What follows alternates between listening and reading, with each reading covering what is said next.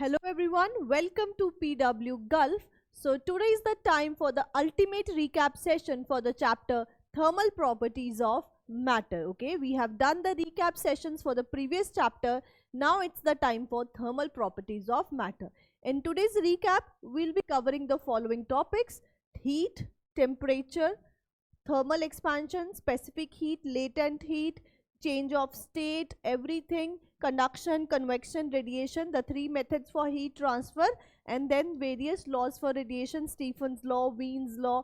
Okay, so we'll be dealing with the complete whole chapter in one shot. Okay, so let us start with the very first. What is heat? Okay, now we have a body which is at higher temperature. Okay, let us take that we have a body A which is at some temperature T1, and there we have a body B which is at temperature T2. Now what will happen? Heat flows from one body to the energy, not heat, we will say energy. Okay, energy, if T1 is greater than T2, then energy will flow from A to B. Okay, energy will flow from A to B. This energy which flows from one body to another, okay, the energy in transit which is flowing, okay, the energy which is in transit which is flowing from a body, one body to another body, due to what? Due to the temperature difference. Okay, due to their temperature difference, then this energy is called as heat. Okay, it is the energy that flows from one body to another due to temperature difference between them. Okay, so the energy which flow, the energy which is flowing, transient energy, that is called the heat energy. Okay, this is heat. Heat flows due to temperature difference. Till what heat will flow? Till both bodies have the same temperature, that is they attain thermal equilibrium. Till then heat will be flowing from one body to another. Now we say that heat flows if there is a temperature difference. So now the question arises, what is temperature? So temperature is something which tells us an indirect measure of the kinetic energy of the molecules. Okay, so temperature is the degree of hotness or coldness, basic definition what you have studied. Okay, so it is a degree of hotness or coldness of a body, but temperature is a measure of the average kinetic energy of its molecules. Okay, when temperature increases, molecules gain thermal energy. This thermal energy is reflected in the form of kinetic energy. Okay, as temperature increases, kinetic energy of molecules will increase. Okay, so temperature is an indirect measure of kinetic energy. Now what is the SI unit of temperature? SI unit of temperature is Kelvin, denoted as capital K.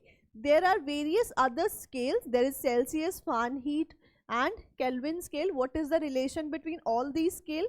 So if we have different temperature scales, what is the relation between them?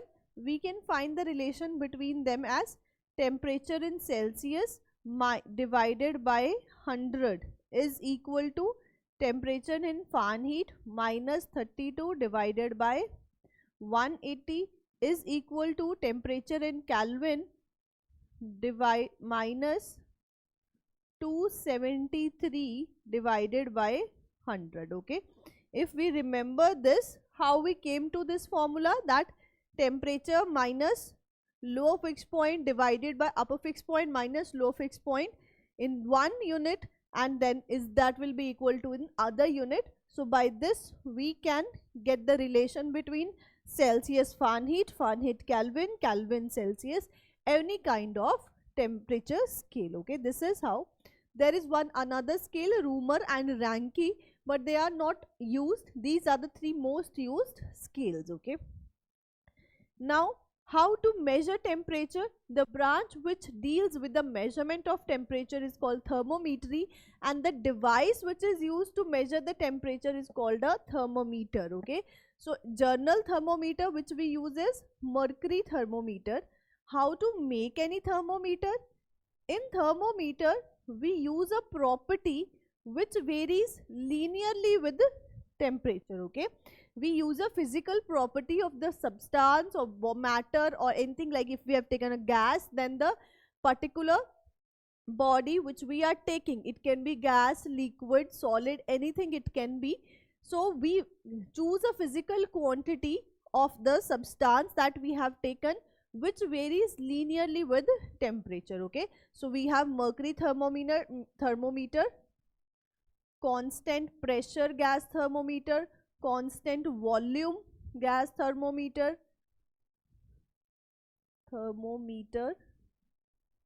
then we have constant volume,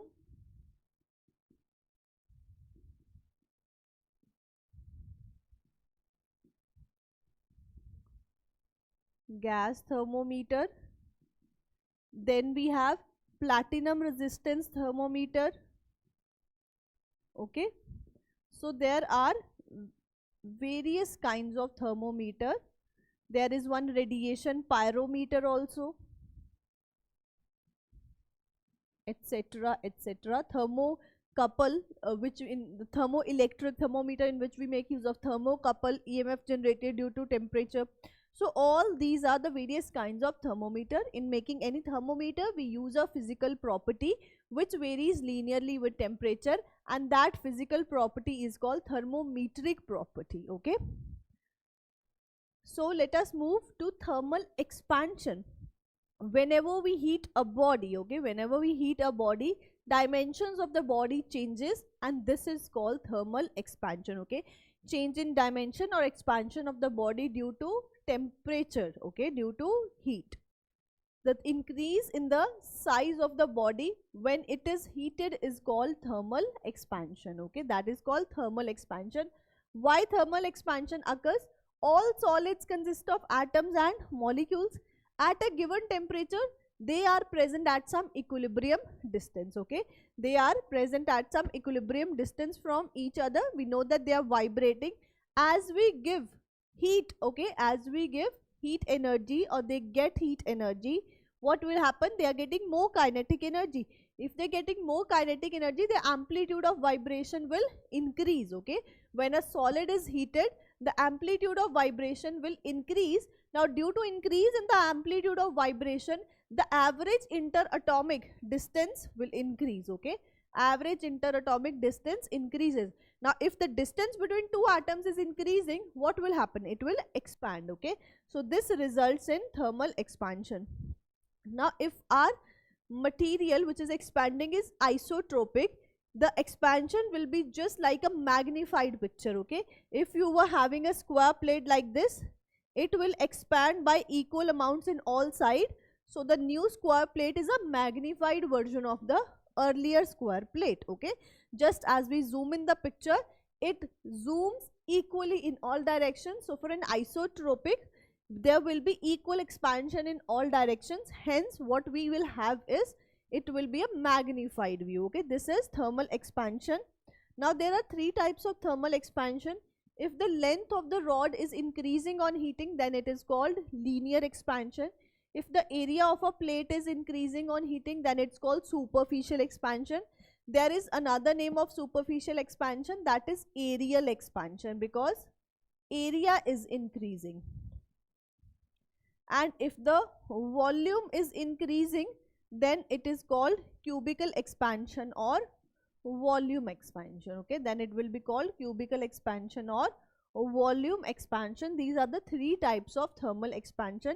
Let us deal with them one by one. Now linear expansion.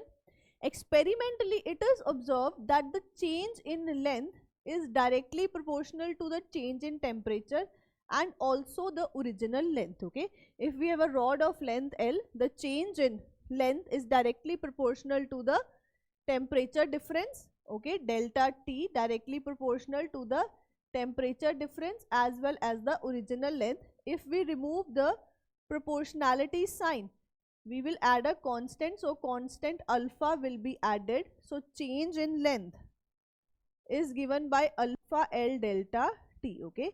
Change in length is given by alpha L delta T. So if you want to find the new length, so L prime will be L into 1 plus alpha delta t. This will be my new length. Now alpha is called the coefficient of linear expansion, okay, and it will depend on the material of substance. Alpha is called the coefficient of linear expansion. So from here, if we want to find alpha, alpha will be delta L divided by L delta T, okay. Alpha is delta L divided by L delta T. So the unit of alpha will be temperature inverse, okay. SI unit will be Kelvin inverse or degree Celsius inverse. Similarly, we can write alpha as one more. L prime minus L will give us delta L divided by L delta T, okay. So this is the linear expansion. This is linear expansion. We have a rod of length L.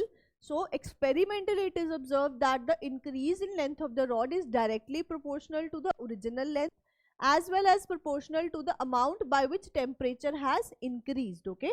So it is proportional to L delta T, and when we solve it, L prime will be our new length.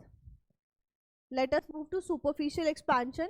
Similarly, the area, increase in area is also proportional to the original area as well as the increase in temperature, okay. So new area or change in area, remove the proportionality sign, write a constant beta, beta A delta T. This is the change in area, and if you want to write the new area will A into 1 plus beta delta T, okay. This will be the new area.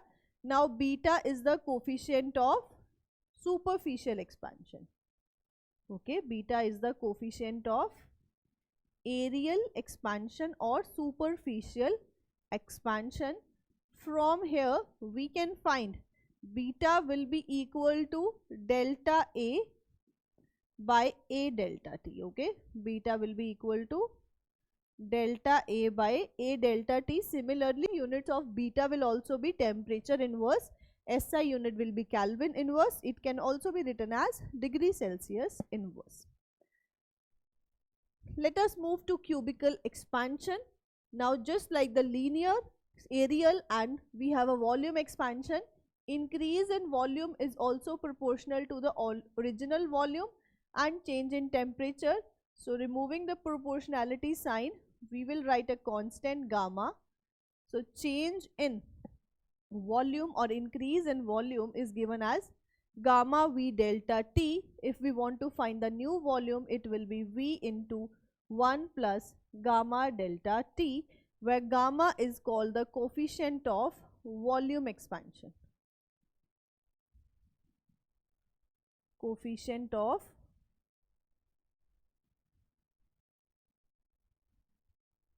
volume expansion.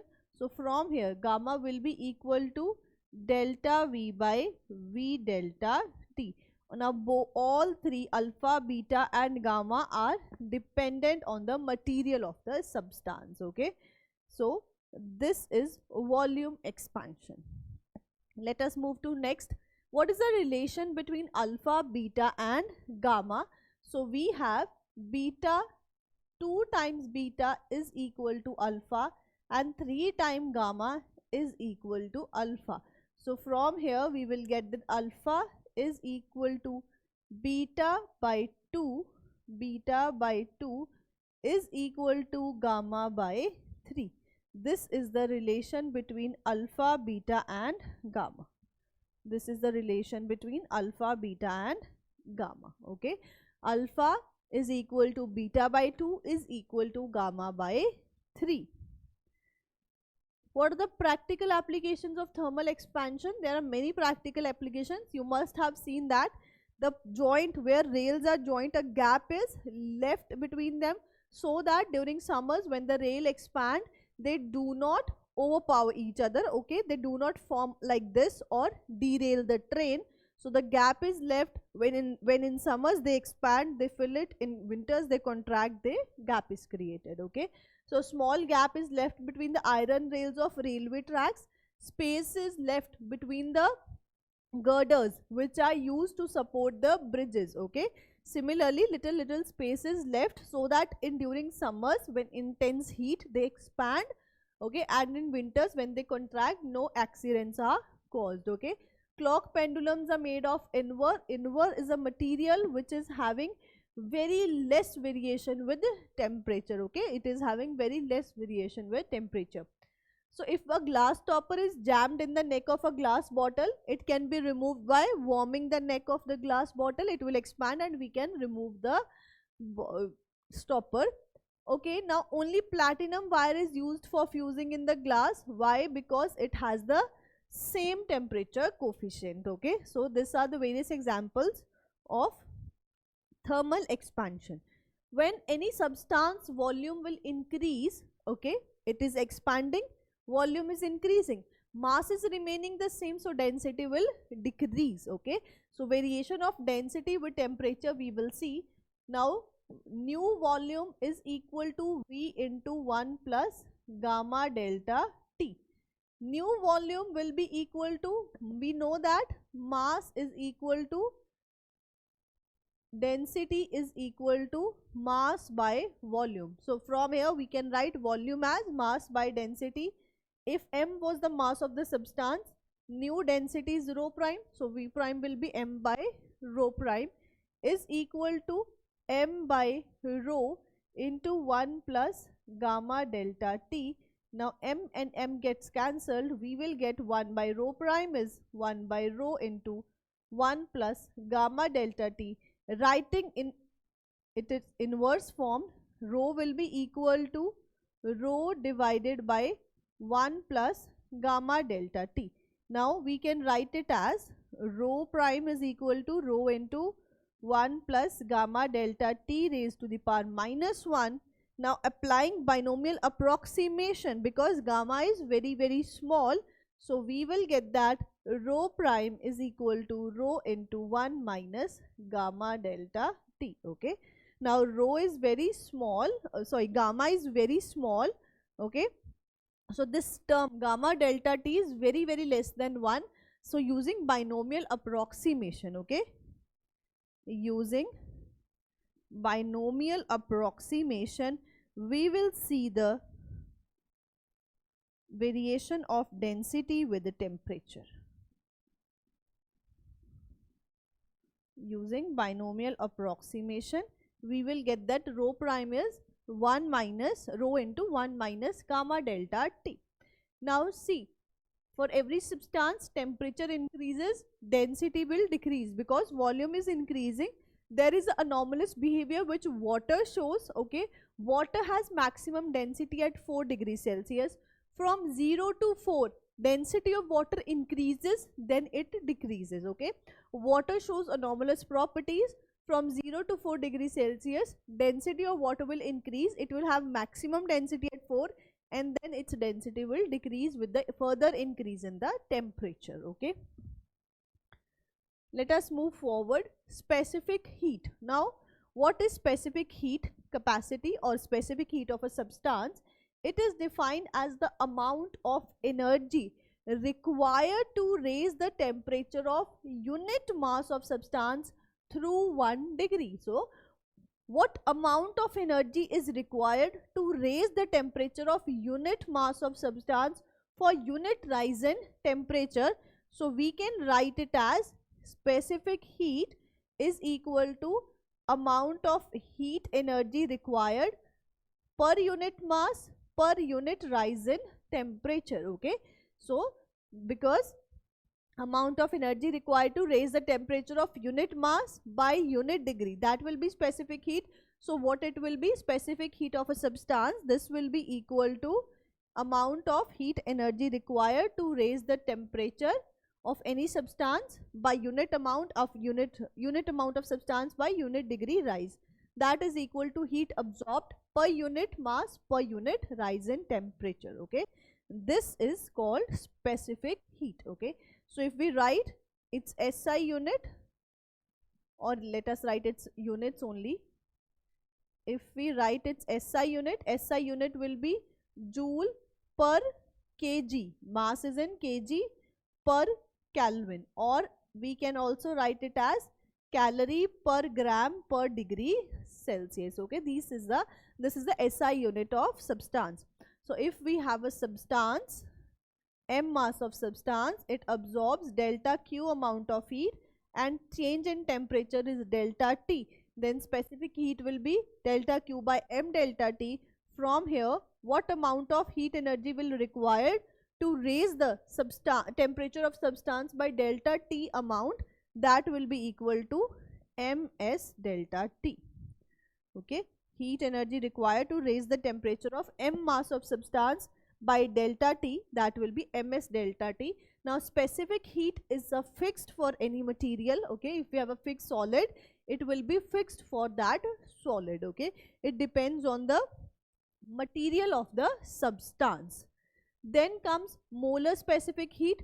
Now as specific heat was per unit mass, it will be per unit mole. Okay, so heat required to raise the temperature of 1 mole of substance through 1 degree Celsius. So we know that molar specific heat will be equal to delta Q by N delta T. Energy required per unit mole per unit temperature. Okay, so its unit will be joule per mole per Kelvin. Okay, joule per mole per Kelvin, or calorie per mole per degree Celsius. Okay, this will be the units. From here we can write that delta Q is equal to NC delta T. Okay, delta Q is NC delta T. Next comes our heat capacity. So what amount of energy is required to raise the temperature of any substance by delta T amount, that is called its heat capacity. Okay, so heat capacity of a substance is defined as amount of energy required to raise the temperature of that substance by 1 degree Celsius. So specific heat capacity will be amount of energy required per unit rise in temperature. Okay, amount of energy required per unit rise in temperature.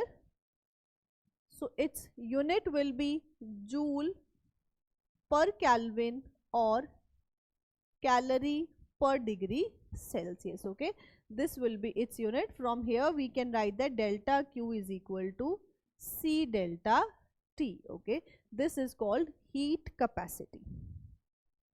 See, next is water equivalent. Now what is water equivalent? Suppose we have a substance, we have a m mass of substance having specific heat S. Okay, having specific heat of this substance is S. If we supply some delta Q amount of energy, increase in temperature. Okay, increase in temperature of this substance is delta T. Okay, its temperature will increase by delta T. We have a m mass of any substance. Okay, any kind of substance, m mass, whose specific heat is S. I supplied some delta Q amount of heat to it, and that increase in temperature was found to be delta T. Now see, we on the other side have water. Okay, on the other side I have m prime mass of water having specific heat SW. If I supply the same heat to this water, increase in temperature is same. If I supply the same amount of heat to this water as I supply to that body, increase in temperature is same. So can we say that this m prime mass of water is equivalent to this body? It is also gaining the same amount of heat and reflecting the same rise in temperature. Both cases are same.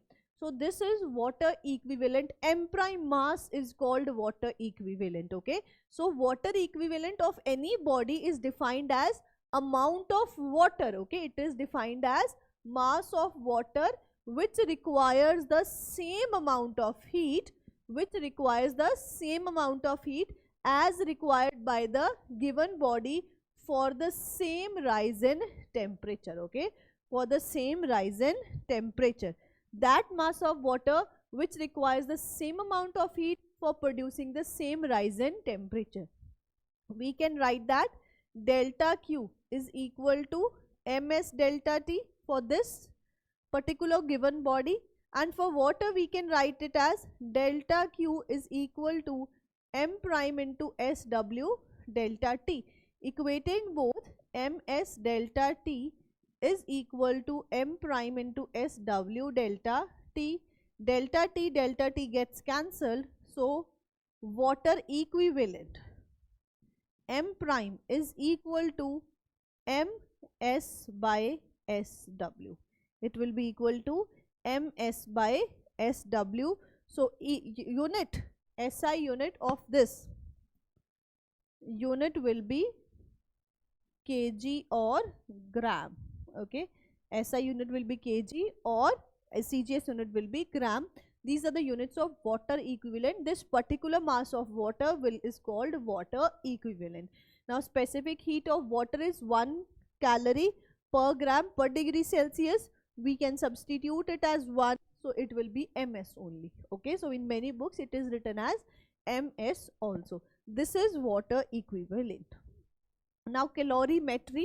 So if two substances are kept in contact, heat flows from a body at high temperature to a body at lower temperature. Whatever amount of heat is lost from the body at higher temperature is gained by the body at lower temperature. So this particular principle is called calorimetry. Okay, so the branch of physics that deals with the measurement of heat is called calorimetry, and the principle of calorimetry states that heat gained by the cold body must be equal to the heat lost by the hot body, because there is no exchange of heat with the surroundings in this particular case, and we know that energy will be conserved. So whatever energy is lost must be equal to the whatever energy is gained. Okay, so principle of calorimetry is heat lost is equal to heat gained.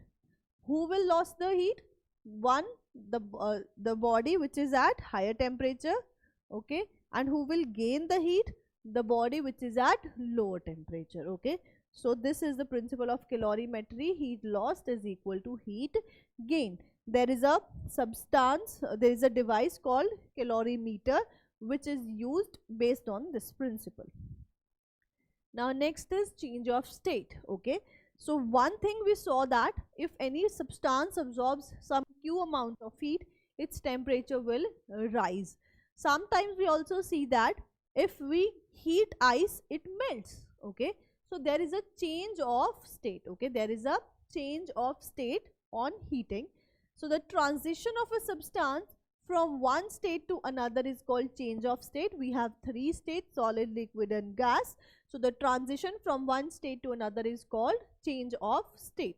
Now the first and foremost thing in change of state is the temperature of the system doesn't change even when we are giving heat continuously to the system. Okay, so during change of state, whatever amount of heat we are given to the system is not rising its temperature. It is used in breaking the bonds to change the state of the substance. Okay, so during change of state, even if we are supplying continuously, heat is being supplied continuously to the system, the temperature of the system will not rise. Okay, the heat supplied is being utilized in changing the state from solid to liquid. It has taken only an example. Okay, now the change of state, how can it be? First is solid to liquid, that is called fusion or melting. Okay, solid to liquid is called fusion. First transition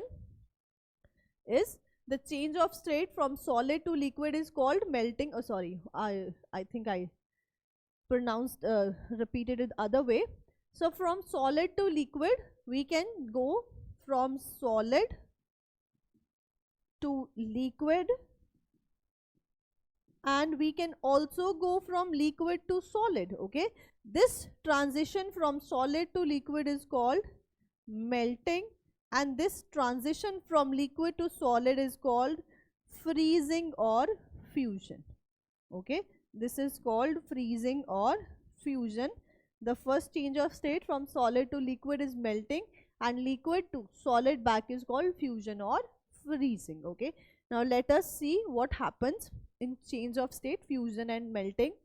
Both the solid and liquid state, while the process is being on, it is not like just snap of time and whole liquid will melt, whole solid will melt like this. No, it is not the case. Solid starts melting, it is absorbing heat, breaking the bonds and melting. Okay, so it will take some time to melt completely. While it is melting, there is solid state also present which is not yet melted, and there is liquid state also present which has melted. Okay, so from here we have both the solid and liquid state of the substance will coexist in thermal equilibrium. Why thermal equilibrium? Because both the states will be at the same temperature. Okay, so at the temperature at which solid and the liquid states of the substance, okay, the temperature at which solid and the liquid state of the substance will coexist in thermal equilibrium, that is called melting point. Okay, that is called melting point, and it is a characteristic property of the solid. Okay, it is a characteristic property of the substance. Next thing is how we define it completely. Now it is a characteristic property of the substance, but it do depends on the pressure. Okay, do depends on the pressure. So what is the standard melting point? The melting point of a substance at standard atmospheric pressure is called its normal melting point. Okay, so the melting point of any substance at standard atmospheric pressure is called the standard melting point or normal melting point. Next change of state is from liquid to gas. Liquid to gas.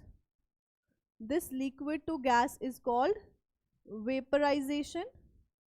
Okay, liquid to gas is called vaporization. The change of state from liquid to vapor, okay, the change of state from liquid to vapor is called vaporization. There is also a change of state from gas to liquid. Okay, change of state from other side can also occur. Okay, gas to liquid. If we lower down the temperature, gas will cool down to form the liquid. Okay, now both the liquid and vapor state will coexist. There is not the whole system will boil at one point of time. No, it will keep on boiling and converting. So they will coexist in thermal equilibrium during the change of state. Now the temperature at which both the liquid and the vapor state of the substance coexist is called the boiling point. Boiling point is also a characteristic of the material of the substance, but it depends on the pressure. Okay, it depends on the pressure. At high altitudes, atmospheric pressure is lower. Okay, so reduces the boiling point. Okay, which reduces the boiling point at higher altitudes. Okay, that's that one compared to the sea level. If we go on high altitudes, boiling point will be low. Okay, next is, on the other hand, boiling point is increased inside the pressure cooker. Boiling point is increased inside the pressure cooker because increasing the pressure inside the pressure cooker, we are increasing, hence cooking is done at a faster rate. Okay, so the boiling point at standard atmospheric pressure is called the normal boiling point. Next is sublimation, direct transfer from solid to gas. Direct transfer of solid to gas, this is called sublimation. And there is inverse also, we can directly transfer from gas to solid, desublimation.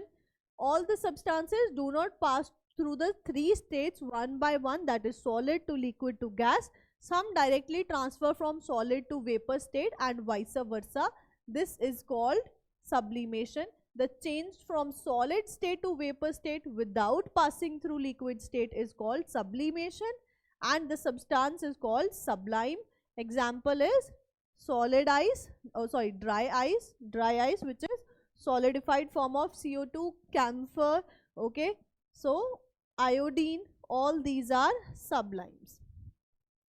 Now during the sublimation process, which will coexist? Solid and gas will coexist at thermal equilibrium with each other, okay. Now while changing the state, we saw that temperature will not increase, yet heat is absorbed but temperature will not increase, okay. So the amount of heat per unit mass transferred to the body to change its state from one to another is called latent heat, okay. So if we have some m mass of substance, we gave some q amount of heat to this substance, it changes state, okay, it changes state, then q will be equal to ml, because latent heat will be equal to heat energy supplied per unit mass to change its state from one form to another, okay. So this is called latent heat. This is called latent heat, okay. The amount of heat per unit mass transferred to the body to change its state is called latent heat. And if m is the mass of substance and we supplied q amount of energy to completely change its state, then q will be equal to ml and latent heat will be equal to q by m. If we write the unit of latent heat, it will be joule per kg or calorie per gram, okay. This will be the unit of latent heat. Now there are two types of latent heat of fusion and latent heat of vaporization. If the change of state is from solid to liquid or liquid to solid, then particular latent heat is called latent heat of fusion, okay. Solid to liquid or liquid to solid at melting point is called latent heat of fusion. And latent heat of vaporization, if the change of state is from liquid to vapor, and at what temperature it will occur? At boiling point, okay. So this is called latent heat of vaporization. Latent heat is a characteristic of the substance. It also depends on pressure, okay.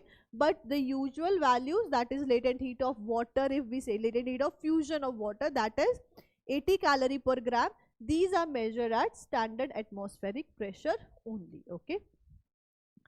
Now let us see how heat energy is being absorbed and how temperature is increasing. There is a plot between increase in the temperature versus heat energy we are supplying, okay. So this is temperature is 0 degree Celsius, melting point. This is for water, this graph is for water. We have this as 0, this as boiling point 100, so it will be minus some T degree Celsius. Lower temperature will be negative. Less than 0 we have solid phase, which is ice. If we have ice at some minus T degree Celsius, it will absorb heat, we have ice, let us take at some minus T degree Celsius, it will absorb some heat and it will become ice at 0 degree Celsius. Its temperature will increase, okay, its temperature will increase and it will become ice at 0 degree Celsius. Now ice at 0 degrees Celsius, it has reached its melting point. Further, any absorption of heat will result in phase change, okay. Further, any absorption of heat will result in phase change. Now heat is increasing. We are continuously supplying heat, but there is no increase in the temperature during change of state, so temperature will be constant. So after this, any further absorption of heat will result in the change of state. Ice will get converted into water at 0 degrees Celsius, okay. So phase change will occur. Now we have water at 0 degrees Celsius. Further, any supply of heat will increase its temperature, okay. Further, any supply of heat will increase its temperature till what? If we further supply any amount of heat, it will increase its temperature and water will become water at 100 degrees Celsius, okay. It will increase its temperature continuously till it reaches 100 degrees Celsius. 100 degrees Celsius is the boiling point of water. We have reached boiling point. Change of state will occur, vaporization occurs. Now further increase in heat doesn't give rise to temperature difference, okay, increase in temperature. No temperature will increase, there is a phase change occurring. All the amount of heat which is supplied to the system of water will result in its conversion from water to steam at what temperature? At 100 degrees Celsius. Okay, so till phase change, steam will be formed at 100 degrees Celsius, heat will be supplied but no increase in temperature. Any further heat given to the steam will increase its temperature, so we will get steam at some T degree Celsius. Okay, if we further give some heat, it will be steam at T degree Celsius. Okay, so let us take, this is Q1 heat is supplied, Q2 heat is supplied, Q3, Q4 and Q5. So we can write all these heats. So Q1 will be equal to minus M, Q1 will be equal to M amount of ice we have taken, specific heat of ice into delta T, then ice to water, it is a heat change, a state of change of state, so we will write MLF, and all like this we can calculate it. Okay, this is the curve. Now there is a very interesting point, that is a triple point. Okay, triple point. So the temperature at which all the three states coexist is called the triple point. So what we have seen is, during change of state, okay, temperature remains constant during change of state or phase change, we say that a graph between the temperature and the pressure. Okay, graph between the temperature and the pressure. Here we have temperature, here we have pressure of the substance, is called a phase diagram or a PT diagram. This is a phase diagram for water. The temperature and pressure at which the fusion curve, vaporization curve and the sublimation curve meet and all three phases of a substance coexist is called the triple point of that substance. Okay, now see, this is a showing change of liquid and vapor. Okay, so this particular is the vaporization curve, this is solid to liquid, so this is the fusion curve, solid to vapor, this is the sublimation curve. All the three where they meet, okay, all the three where they meet, this particular temperature is called, triple point. Okay, this is called triple point of that substance. Now let us see heat transfer. So when there is a temperature difference, energy flows from one body to another. Okay, so the heat is the energy that is transferred from one system to another, or one part of a system to another part of the same system, okay, due to their temperature difference. This is heat. Now heat transfer can take place by three different modes. One is conduction, second is convection, and the third one is radiation. Okay, the third one is radiation. Conduction, convection and radiation, there are three distinct modes. We can also see in this picture, see, we have conduction. If we put a rod, one side of a rod in the fire and hold the other side, that is called conduction. Okay, and radiation, fire, from fire radiation will be rising and spreading all over, so we will get energy in the form of radiation. And third is due to the air currents, heat currents, okay, that is convection. So let us see one by one what are conduction, convection and radiation. So conduction is the mechanism of heat transfer between two adjacent parts of the same body. Okay, it is the mechanism of heat transfer between the adjacent parts of the same body due to their temperature difference. Okay, due to their temperature difference. So if we put one end of a spoon in the boiling water, after some time you will observe that second part, other end also gets heated up. Okay, so it is a transfer of heat due to temperature difference between the same different parts of the same body. Okay, transfer of heat between different parts of the same body. Gases are poor conductors of heat, while liquids have good intermediate conductivities. Solids are very good conductors of heat. Okay, now see what happens if let us take, we have a body which is whose one end is a temperature T1, other end is a temperature T2, such that T1 is greater than T2. Now heat flows from the hotter end to the colder end. Okay, heat flows from the hotter end to the colder one. Hotter end to colder end. What happens is, first we have a variable state. There is a hot end, next cross section is a different temperature. Okay, so this second cross section will receive heat from the first cross section. It will absorb some heat and transfer the rest. Similarly, by this what we will see, that temperature at every point of the rod is increasing. Okay, so earlier what were the temperature difference? It is increased. This state is called variable state. After certain amount of time, now this end is constantly being maintained at T1, this end is constantly being maintained at temperature T2 by heat reservoirs. Okay, after some time, whatever amount of heat this second cross section is receiving from the first cross section is transmitted as it is to the next cross section. Okay, so Q amount, I receive some Q amount of toffees from my friend, I give it as it is to the another one. In variable state, I receive 10 toffees, I keep 2 with me, transfer the 8. Okay, then again I receive 10, I keep 2 with me, transfer the 8. Okay, so temperature of a particular cross section is not constant, it is variable. This is called variable state.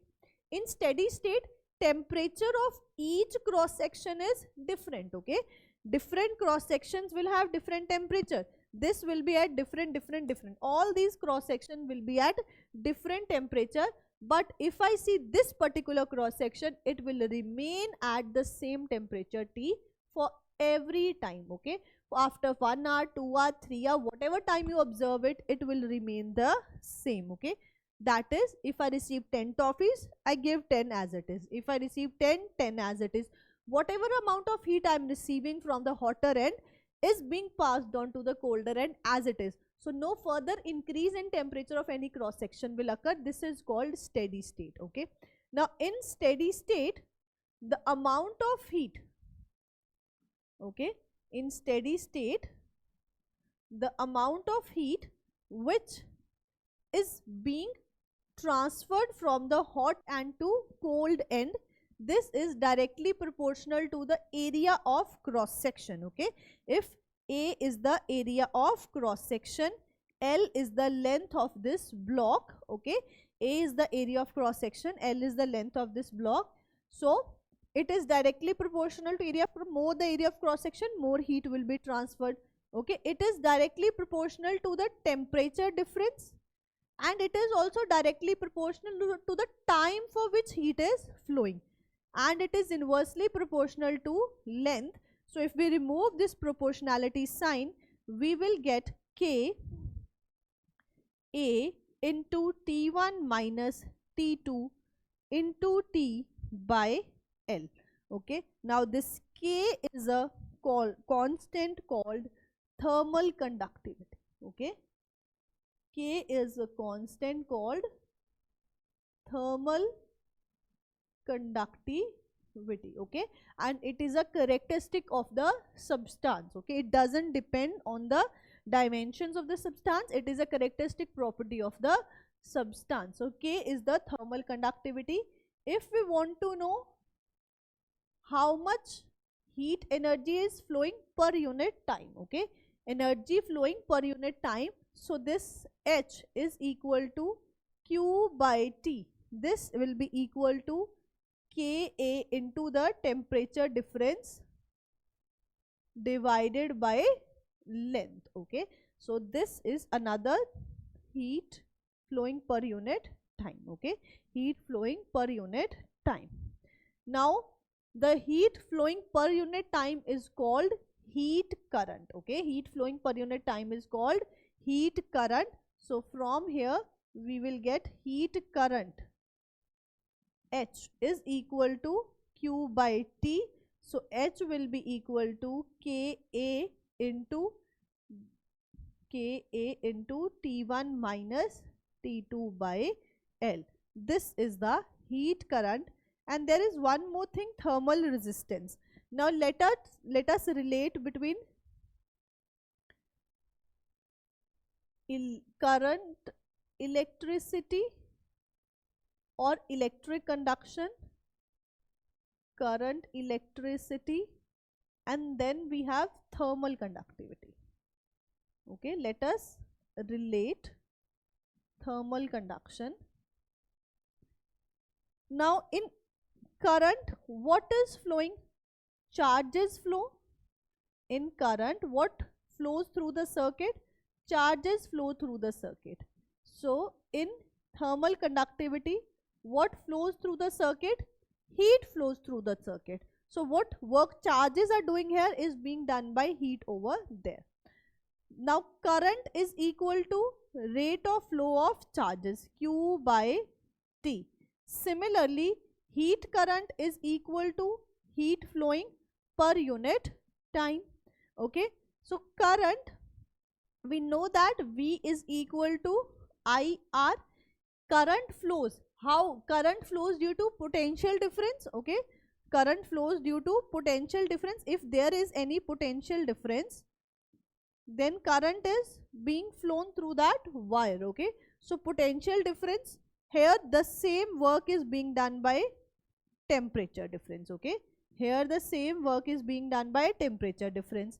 So from here we will get I is equal to V by R.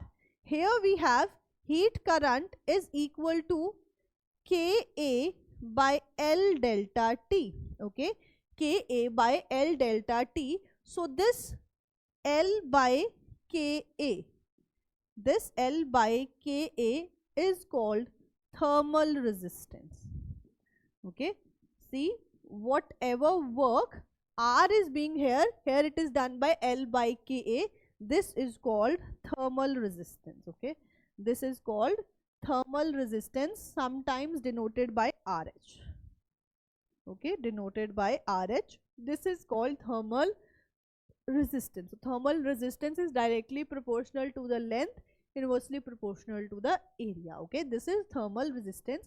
The ratio of temperature difference between the ends of a conductor, temperature difference between the ends of a conductor to the heat current through it. Okay, to the heat current through it, this is called thermal resistance. So from here, RH is the ratio of temperature difference by heat current. Okay, temperature difference by heat current, take it, temperature difference by heat current ratio, that will be L by Ka. This is called thermal resistance. Okay, this is thermal resistance. This is heat current and thermal resistance. Second method is convection. Okay, now there is no transport of molecules in conduction, but there is transport of molecules in convection. Okay, so the convection is a mode of heat transfer by actual motion of matter. Okay, it is by actual motion of matter. So this is possible in liquids and gases only. Okay, fluids only. Convection can be natural or forced. It can be both ways. So let us take a part of a example of a natural convection. See, when a fluid is heated from below, we are heating a fluid. If a fluid is heated, it will expand due to thermal expansion. Okay, hot part expands and therefore its density will decrease and it becomes less dense. It is light. It is because of buoyancy, it rises up. Okay, it is lighter, so by buoyancy it will rise up and colder part which is more denser will come down. Okay, and it is replaced by a colder part. Again this colder part gets heated. Okay, it rises up and is replaced by relatively colder part. This process will keep on going on. So how heat is being transferred? Hot part goes above, cold part comes down. Hot part goes above, cold part comes down. This is how heat is being transferred. So this mode is evidently different from conduction.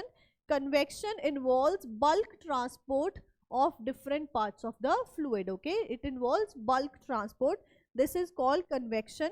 So various application is land breeze, sea breeze.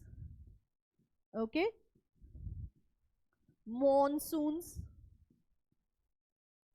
trade winds, all these are due to convection. Okay, all these occur due to convection. These are the major application of convection. Now if we see the example of forced convection, air conditioner is an AC, is an example of forced convection. Now let us see third mode, that is radiation. Okay, so radiation is the process in which energy is transmitted in the form of electromagnetic waves. Okay, radiation doesn't require any medium, it is the method of heat transfer without any medium. Okay, method of heat transfer without any medium. So electromagnetic radiation emitted by a body due to its temperature. Okay, electromagnetic radiation emitted by a body due to its temperature. Okay, like a red hot iron. Okay, or other example is light from a filament lamp. All these are called thermal radiation. Okay, all these are called thermal radiation. So a body can also absorb radiation and it can also emit radiations. Okay, so if Q is the amount of incident light, okay, Q is the amount of incident light, some of it will be reflected back, some of it will be absorbed, and some of it will be transmitted. Okay, this is the incident, this is the incident light, this is the reflected part, this is what we have absorbed, and this is what we have transmitted.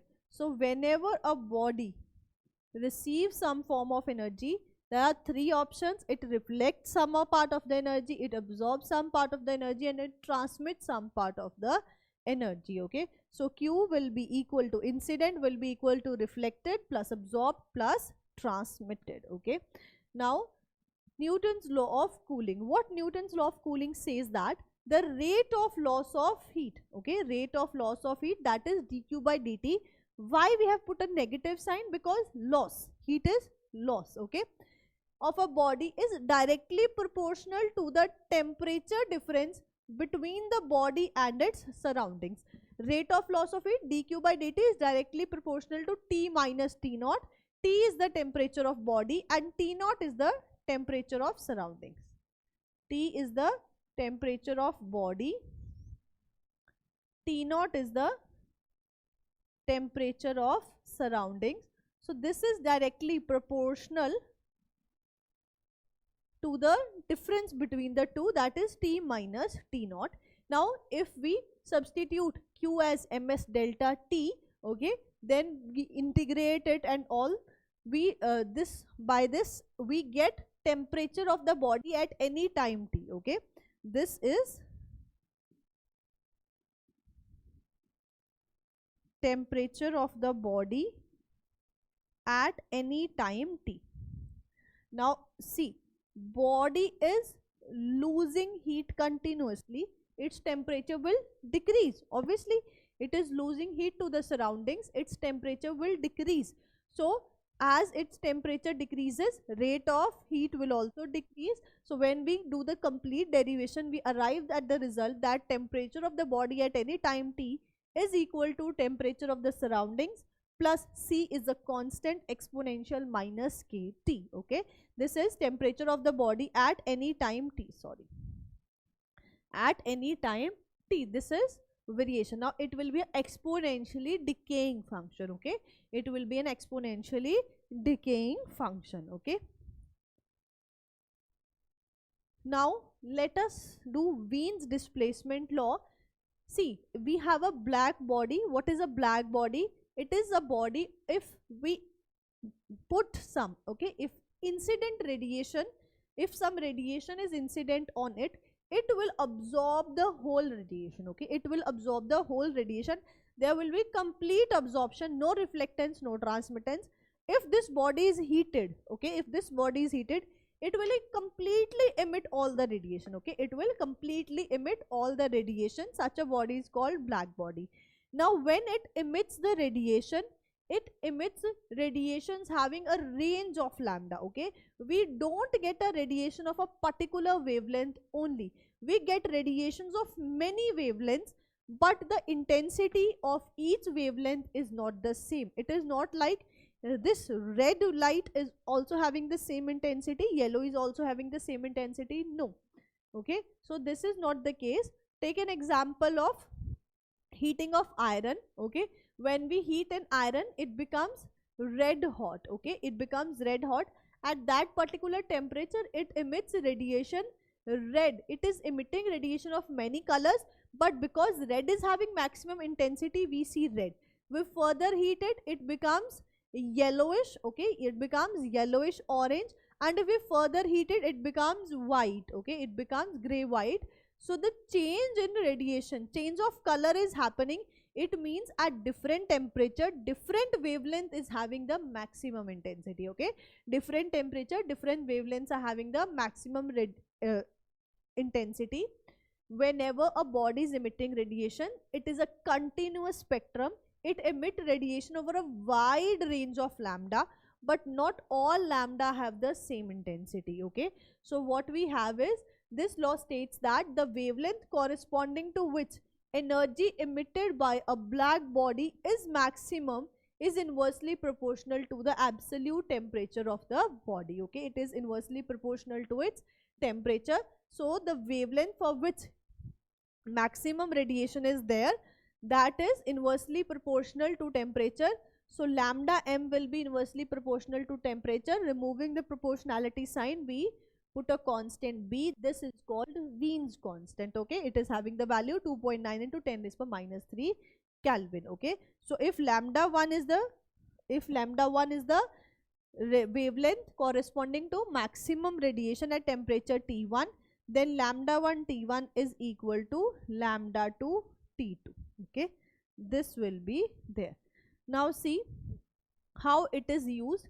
Now see, light is coming from the sun is the biggest example of radiation. Okay, light we get from the sun. Earth is heated due to sun. This is the biggest example of radiation, from heat transfer by radiation. But we get a particular wavelength has maximum wavelength from sun as well as moon. Okay, so light from the moon is found to have maximum intensity for the wavelength 14 micrometers. Okay, 14 micrometers. From by Wien's law, we can estimate the temperature of the moon to be 200 Kelvin. Similarly, the solar radiation has a maximum wavelength at 4753 angstrom. So we can measure the corresponding temperature of the surface of the sun, which is 6000 Kelvin, approximately 6000 Kelvin. This helps us in measuring the temperature of heavenly bodies. Now next is Stephen's law.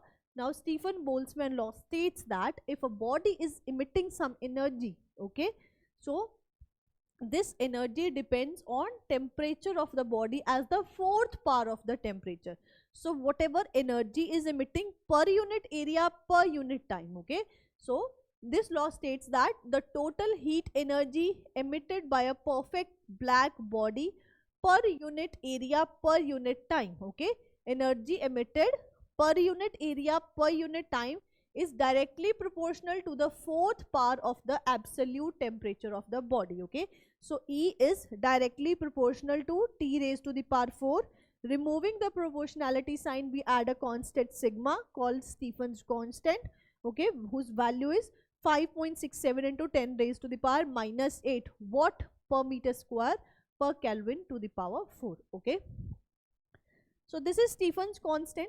Now if A is the area of the body, okay, if A is the area of body, surface area, basically surface area of body. Now we know that E is energy per unit area per unit time. So energy radiated per unit time, energy radiated per unit time H will be equal to sigma A into T raised to the power 4. Okay, because this is energy radiated per unit time. E is equal to energy per unit area per unit time, and H is equal to energy per unit time. Okay, so A will come in multiplication, and if we are given a temperature of the surroundings, okay, if T naught is the temperature of the cavity in which the body is kept, cavity or surroundings, if T naught is the temperature of surroundings, then H will be equal to sigma A into T raised to the power 4 minus T naught raised to the power 4. Okay, why T naught raised to the power 4? Because if surroundings are also at some temperature, it will be absorbing radiation from surroundings as well. So total radiation will be sigma A T raised to the power 4 minus T naught raised to the power 4. All bodies are not perfect black bodies. Okay, all bodies are not perfect black bodies. Now if E is the emissivity, okay, if epsilon is the emissivity of the body, if epsilon is the emissivity, it will tell us fraction, what amount of fraction it will emit. Then this will become sigma E A into T raised to the power 4 minus T naught raised to the power 4. Okay, this is Stephen Boltzmann law, and here we complete our chapter. Okay, so this is the complete revision and recap of the chapter thermal properties of matter. Okay, so I hope it was useful to you. Keep studying, keep rocking. All the very best for your future. Thank you.